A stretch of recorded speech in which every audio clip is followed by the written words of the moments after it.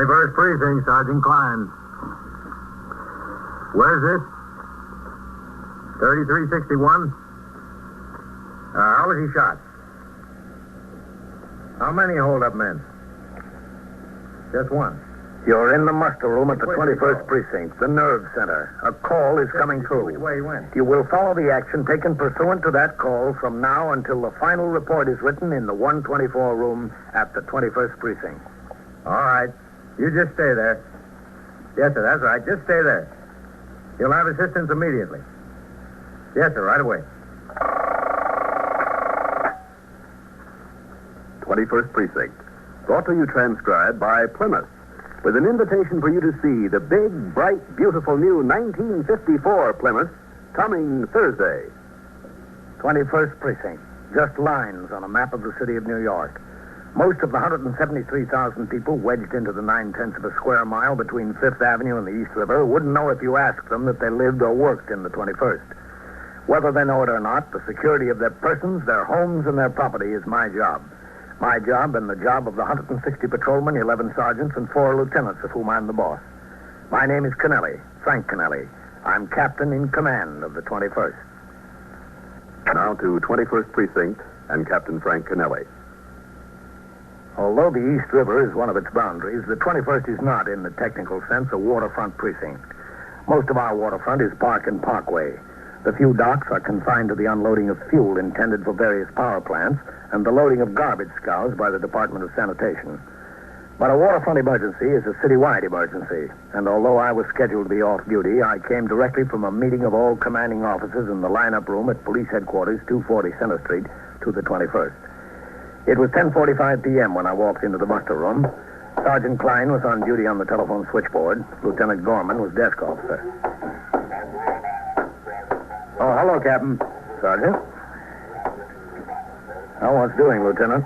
Pretty quiet tour, Captain. Keep your fingers crossed for me, will you, Captain? Why, Sergeant?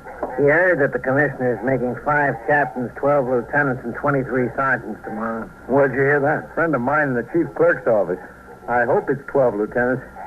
I'm number 11 on the list.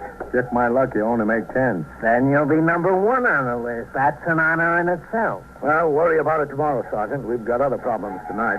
The emergency chart is going in. The waterfront situation? Yeah. There'll be an order coming through any minute now. You better get out the emergency call cards. Yes, sir. We'll be going on 2 platoons, 12 on and 12 off. That could be it. That is it.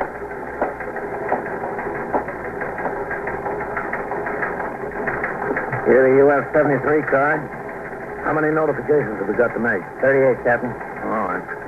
Get the sector cars in here to distribute them to the men on post. We'll dismiss the 3rd platoon at midnight with instruction to return to duty at noon. Yes, sir. We'll turn out the 1st platoon at midnight, and they'll patrol until noon. Members of the 2nd platoon will be held in reserve here at the house until we get instructions regarding what precinct they're to be temporarily assigned to. Yes, sir. Oh, excuse me. 21st Precinct, Sergeant Klein. Where's this? 3361? How was he shot? How many? Just one? Where'd he go? Where? All right. There'll be assistance there right away. Robbery and shooting, Captain. Okay, get a car to take me there. Yes, sir. Hello, CB. Sergeant Klein's the 21st. At 3361 Lexington Avenue. Now, as well as the citywide emergency, there was an emergency within my own precinct. The Communications Bureau dispatched sector cars 3 and 4 to the scene of the shooting and sent an ambulance from Metropolitan Hospital. Sergeant Klein on TS, as he was required in such cases, notified the 21st Detective Squad. He was told that Lieutenant Matt King, commander of the 21st Squad, was on patrol with 2 detectives and had undoubtedly responded to the radio signal. While I waited for sector car number 1 to come by the station house for me, I gave my instructions regarding the distribution of the UF-73s to the 38 members of the force residing in the 21st. These notification to report cards would be given to the sector men and men on post for delivery to the homes of members of the force attached to other commands. The car came by and drove me to the scene of the robbery and shooting, a small all-night luncheonette. Despite the lateness of the hour, a considerable crowd had been attracted by the presence of 3 police cars and an ambulance. Come in, Captain. we got, Sergeant? A stick-up. One man. He shot and killed the counterman. Mm-hmm. The victim's name is Ventella, Louis A. The hold-up man went around behind the counter to get the money. Ventella started to fight with him. 2 shots and he fell. He was dead when the ambulance got here. I notified the ME he's on his way. After he shot him, the stick-up man threw the gun down, ran out. There it lays. Who are those people Lieutenant King is talking to? Witnesses, Captain. They were in the place when it happened, the 3 of them. The lieutenant was out on patrol and heard the radio call. No. Well, you don't need all of these men here, Sergeant. Get some of them back on patrol. The emergency chart is in effect at midnight, and notifications to be made. Yes, sir. Sector car number 3, white. All I'm asking you to do is tell me... Oh, hello, Captain. Matt? Are you a captain? Is a captain higher than a lieutenant? Yeah. I make a perfectly straightforward statement, Captain, and this lieutenant won't believe me. Now, Sarah, dear. Don't Sarah me. We'll go over it again in a minute, Mrs. Tressiter. If you just sit down in that booth for a minute. Well, that's the way it is. Sarah, A please. lot of thanks you get for your cooperation. How many witnesses were there, Matt? That's Mr. and Mrs. Tressiter and that fellow there. Mm-hmm. Did you talk to him? I'm afraid he's not in a talking condition, Captain. You think you can tell me a name now, mister? What's my name got to do with it? All I want is another cup of coffee. Black. That's all I want. What's your name? My name is Arthur J. Bookham. The J, believe it or not, is for January. Yeah, that's right. I was born in January, so my mother... Did you see what occurred here tonight? Yeah, what? Did you see what occurred here tonight? Yes and no. No and yes, that is. All I wanted was a cup of coffee, black. All right, And, Mr. Bookham, just sit here a minute. Well, he's going to be a big help. Where's my Yeah, coffee? he sure is.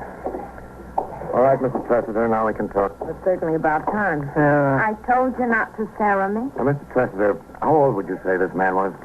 Oh, I couldn't say exactly. Somewhere between 25 and 35. Closer to 25. You told me he was 5'8" or 9 inches tall. Who told you that? Not me. I distinctly said he was at least 6 feet. My husband said he was 5'8" or 9. That's all he was, Sarah. He was 6 feet if he was an inch. He weighed about 160. I couldn't say what he weighed. I'm not judge of that. About 160. Blonde hair. Yes, sort of balding, very thin on top. Sarah, it was my impression he had a full head of hair. Where'd you get that impression? Well, I saw him. Well, when he went behind the counter, he wasn't that far from me. He was balding. I made a distinct point of remembering. But Well, we Sarah... got it straightened out, folks. Let's not worry about that point now. Matt, can I see you for a minute? Yeah, sure, Captain. When I say he was balding, why? The victim is going to be more help. Listen, Matt. You know the emergency chart is in. Yes, I heard. We've got about 40 notifications to make. Wouldn't hurt you any here if I pulled off Sergeant Collins and his operator and got them back on patrol. That'll leave you 2 of my men. All right? Sure, that's fine, Captain. Good. Well, looks like you've got a rough job here, Matt. Those witnesses aren't going to be much help. No, sir, not much. At least they agree on one thing. With a man. Before I left, 2 detectives from Manhattan East Homicide arrived to aid the 21st Squad in their investigation. Also on hand in another few minutes were an assistant district attorney, a deputy medical examiner, fingerprint and ballistics experts from the police laboratory, and a police photographer. The investigation was well underway when I was called to a meeting at division headquarters. At 2:40, I returned to the 21st and went on patrol. When I returned to the station house, I went to sleep on the couch in my office. At 7:30, the attendant woke me up according to instructions I had left. Brought in a cup of black coffee from the sergeant's locker room and the morning papers. The 2 tabloids played the homicide very big. I drank the coffee, then I went to the washstand to shave. All right. Morning, Captain. Oh, Matt. You get any place with your witnesses? Oh, hardly any place at all. Mr. Arthur J. for January Bookham never was any help, and Mr. and Mrs. Tressiter are awfully confused. Oh, sorry, Matt. What'd you say? I said Bookham never was any help. Huh? By the time we got a straight story out of Mr. and Mrs. Tressiter, it was too late to take them downtown to BCI to look at mugs. They're coming in today, all of them. Well, how about fingerprints on the gun? Well, no fingerprints that could help us, but there might be something to the gun. Yeah? It was purchased and registered by a machine shop in Yonkers. The night watchman is a retired cop. He carries it on the job. The gun was stolen out of his locker last week. Any idea who stole it? Yes, sir. A fellow quit his job in the shop that same day. A fellow named Joe Arridge. He's the one I'd like to talk to. Any reason outside of the fact that he quit his job? Yes, sir. He did a bit once before for armed robbery. Oh, that sounds good, man. You, got an address on him? We've got an address, Captain, but he's not there. Hasn't been for a week, excuse me. 21st Precinct, Captain Kennelly. Sergeant Klein on TS, Captain. Yes, Sergeant. There's a man calling in who insists on talking to you. Says it's very important, but he won't give his name. Well, what's it about? Would he say that? No, sir, just that it's very important. And he won't talk to anyone else. All right, Sergeant, put him on. Yes. Go ahead. This is Captain Kennelly. Are you captain of the precinct? That's right. Are you sure? I told you I was. What is it you want? I want to give myself up. I killed that restaurant man last night. What's your name? Oh, no, you let me do the talking. All right, you do the talking. Matt, get on it. Okay, Captain. Where are you now, mister? Never mind where I am now. You said you wanted to give yourself up.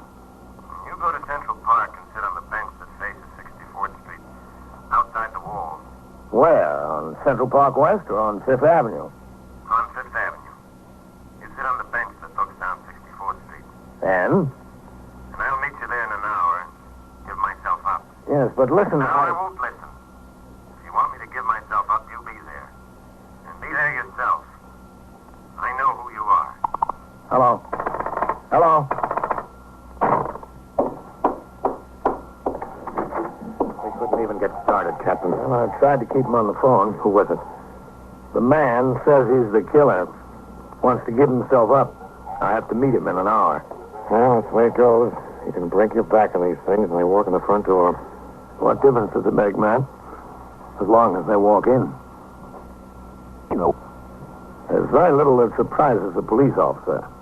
If a man calls in and says he's a killer, you believe him until you learn differently. I was on the bench facing 64th Street just outside the Central Park wall 5 minutes early. Lieutenant Matt King had planted detectives behind the wall in automobiles on both 5th Avenue and 64th Street and on the sidewalk. The weather was fair, the street full of strollers. I watched the approach of every pedestrian coming from either direction. They all passed. Finally, a carelessly dressed and hatless man who looked in his middle 30s turned off the walk and came toward the bench.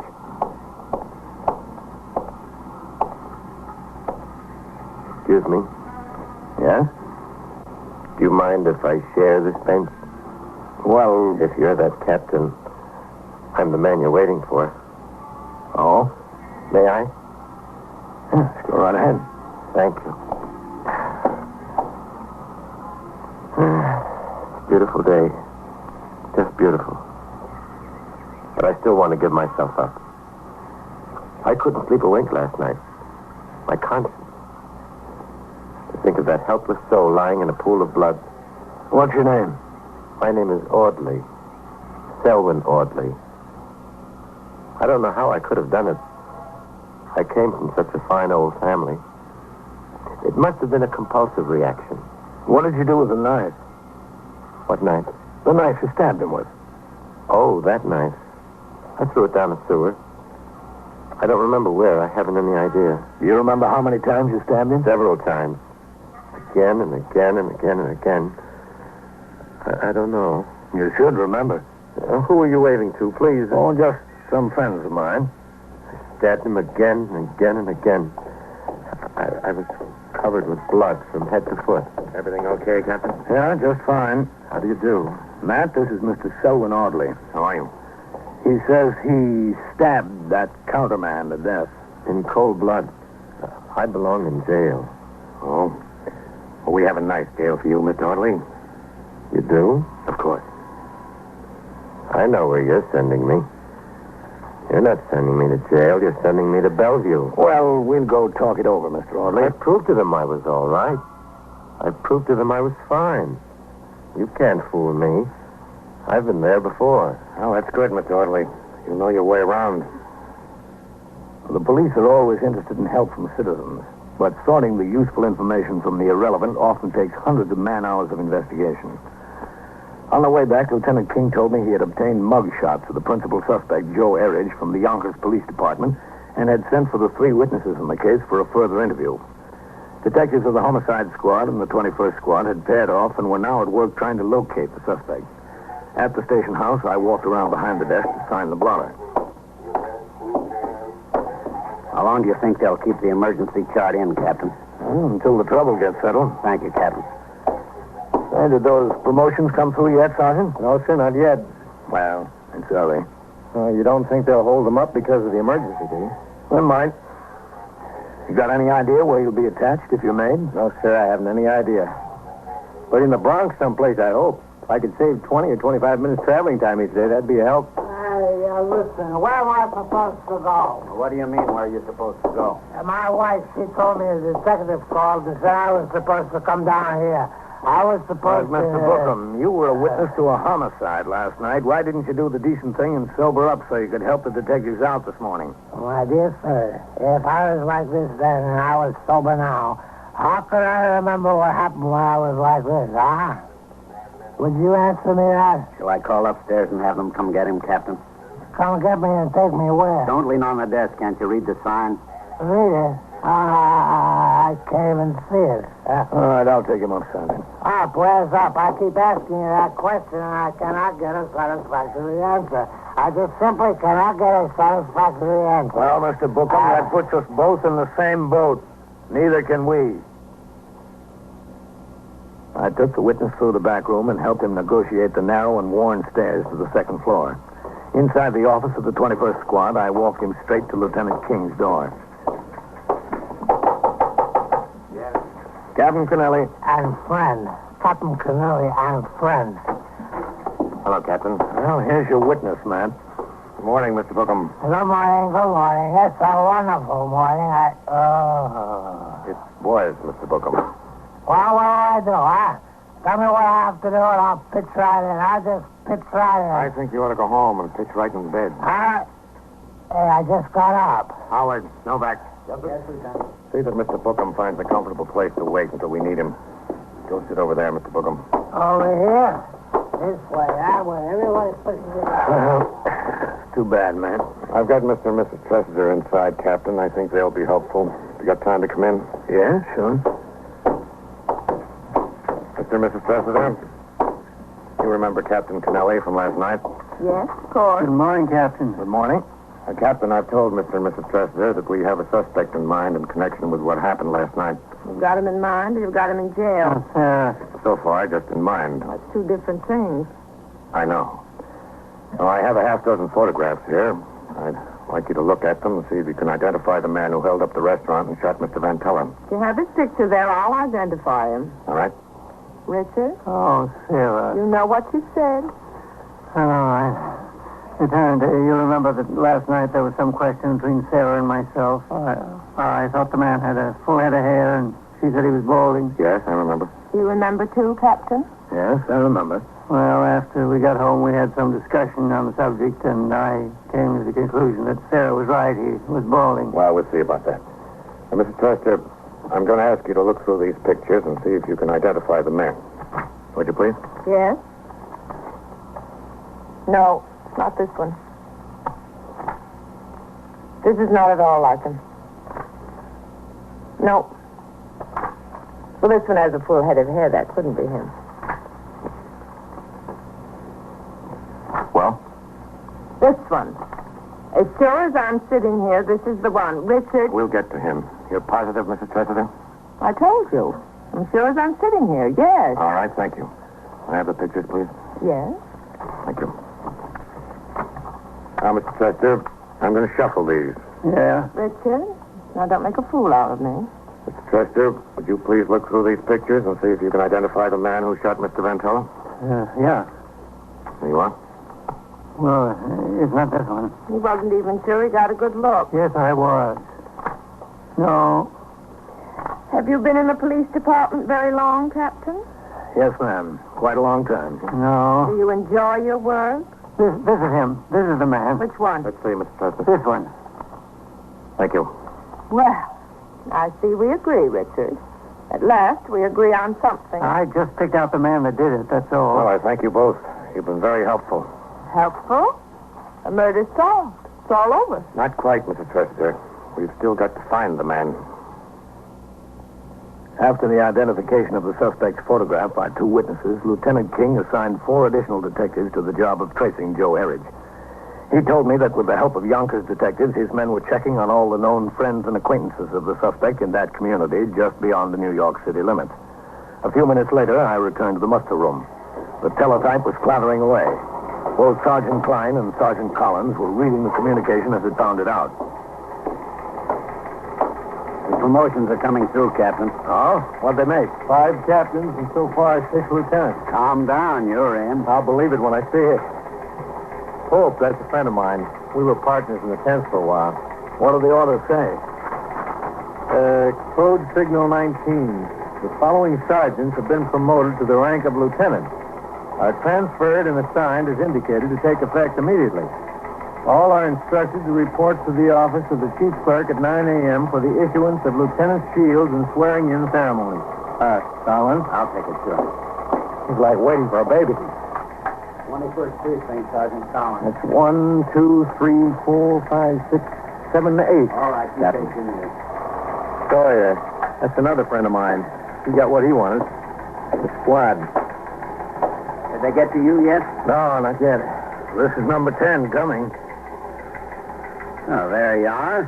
Congratulations, Lieutenant. Oh, thanks. Let's see what the job is. Signed to 11th Division headquarters. That's plain clothes work. Oh, I don't know whether I wanted that. You got it, though. Well, at least the job's near home. Congratulations, Lieutenant. Thanks, Captain. I'm, sorry to leave this job. Really sorry.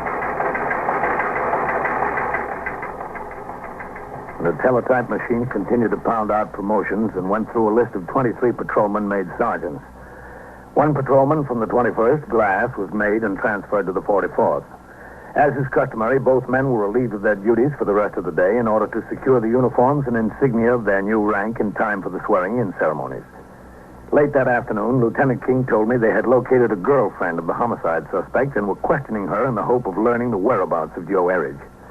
She insisted she had not seen him, but she gave the detectives the name of another friend, a man. A man was found at his work in Long Island City. He admitted knowing Joe Erridge and told the detectives the suspect had recently taken a room on East 63rd Street in the 21st Precinct. Detectives located the house. It was 10 p.m., not 24 hours after the homicide, when I met Lieutenant King on the street nearby in response to a call from him for assistance from the patrol force. Hello, man. Captain, thanks for the men, Captain. We know this boy is in. The neighbors have heard him. I don't know what he's got up there. He lost a gun last night, but he might have another one. So we better get the street covered before we go up. Yeah, sure. You said? Okay. I've got men around and back, and 2 went up to the roof of this building. They'll have the street covered. All right, let's go. Okay, Lieutenant. Captain. Thanks. Second floor front, Captain. Klein got made a lieutenant. Yes, sir, I heard. I hate to lose him. He's a good man. This is it.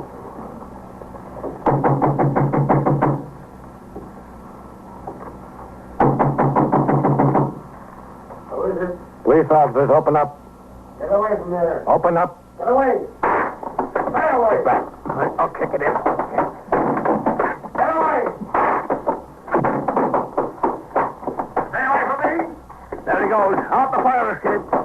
Hold up there. Come on down, Joe. On your right. There he goes. He's going up. Come on down. Stay away. Get him, Matt. You hit him. Come on. Yep. He's down, all right.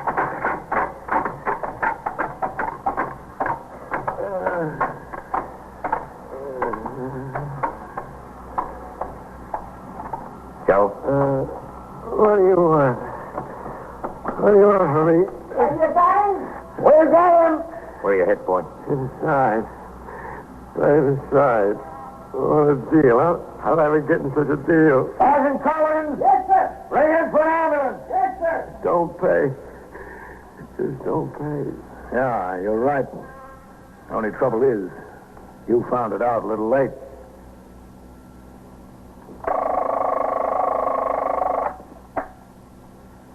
'21st Precinct, Sergeant Collins.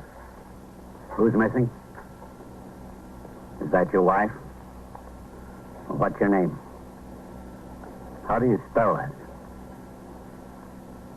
I-N or A-N? Where is it you live? 502? What floor? How long has And she been so it gone? goes, around the clock, through the week, every day, every year. A police precinct in the city of New York is a flesh and blood merry-go-round. Anyone can catch the brass ring, or the brass ring can catch anyone. First Precinct, transcribed in New York. A factual account of the way the police work in the world's largest city is presented with the official cooperation of the Patrolmen's Benevolent Association, an organization of more than 20,000 members of the Police Department, City of New York. Everett Sloan in the role of Captain Kennelly, Ken Lynch as Lieutenant King. Featured in tonight's cast were Lawson Zerbe, Jack Orison, Edgar Staley, Bob Dryden, Joe DeSantis, and Barbara Weeks.